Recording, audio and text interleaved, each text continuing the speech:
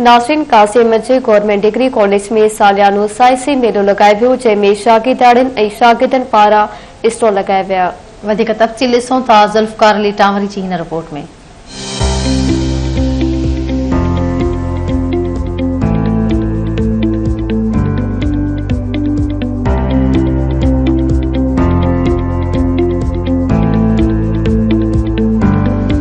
Government degree college काज़ियन में सालियानो साइंसी मेलो लगायो वियो, जंहिंमें शागिर्दनि ऐं शागिर्दारनि पारां हथ सां ठाहियल साइंसी एजाद, धरतीअ जी ख़ूबसूरत मंज़रकशी ऐं आर्ट गैलरी जा स्टॉल लगाया विया।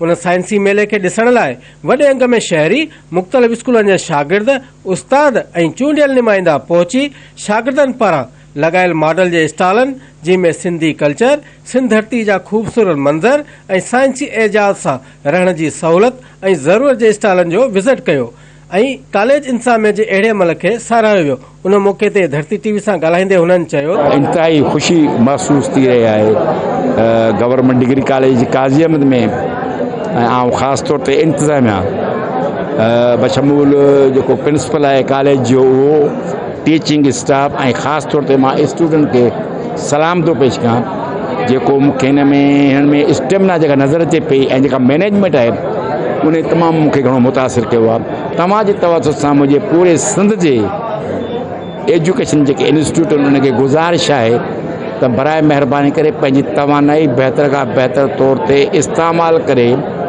असांजी नई जनरेशन खे मौक़ो फ़राहम कयो त हू हिन मुल्क जी, हिन धरतीअ जी ऐं माण्हुनि जी सही ख़िदमत करे सघनि। साइंसी मेलो असां हर साल लॻाईंदा आहियूं ताकी जेको सॼो साल असां ॿारनि खे पढ़ायूं था उहो ॿार अमली तौर करे ॾिसनि, पाण उन ते अमल कनि, पाण उन शयुनि खे ठाहे ॾिसनि।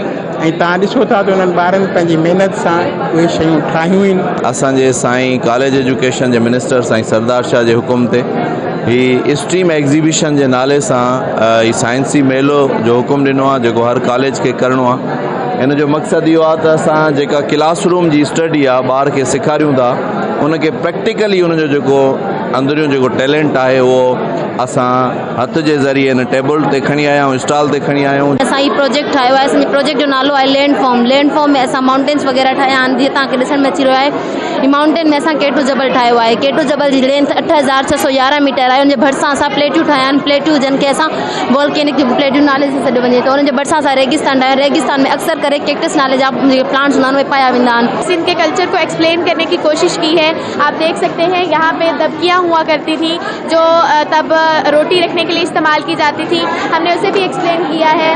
मिंजना हुआ करता था, पखियाँ हुआ करती थी, और उसके बाद घड़वंजियाँ, मटके, घड़े, इस तरह की चीज़ें हुआ करती थी, जिसे हमने यहाँ पे एक्सप्लेन करने की बहुत ज़्यादा कोशिश की है। एग्जीबिशन थी रही science, technology, engineering, art and math, त सभिनी साइंस ऐं टेक्नोलॉजी ते फोकस कयो। असां आर्ट में ही एग्रीकल्चर, असां विलेज लाइफ खे शो कयो आहे, जंहिंमें असांजी सकाफ़त शो थिए थी। जीअं टेक्नोलॉजीज़ अचनि थियूं, असांजो कल्चर, असांजी सकाफ़त ॾींहों ॾींहुं पोइते आहे, असां हुन में ई फोकस कयो।